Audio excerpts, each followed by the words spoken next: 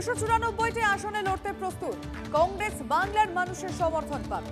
সবার মতামতের ভিত্তিতেই সিদ্ধান্তের সিংহমোহর দিয়েছে হাইকমান্ড।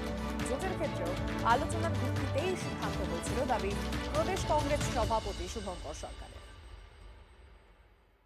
থেকে যে গণতান্ত্রিক প্রক্রিয়ায় সবার মতকে গ্রহণ করে তার উপরেই আমাদের সিদ্ধান্ত আমরা গ্রহণ করেছি এবং সেই সিদ্ধান্ত কেন্দ্রীয় নেতৃত্ব হাইকমান্ড সিলমোহর দিয়েছে। 294টি আসনে লড়াইয়ের ক্ষেত্রে আমাদের দল পুরো প্রস্তুত।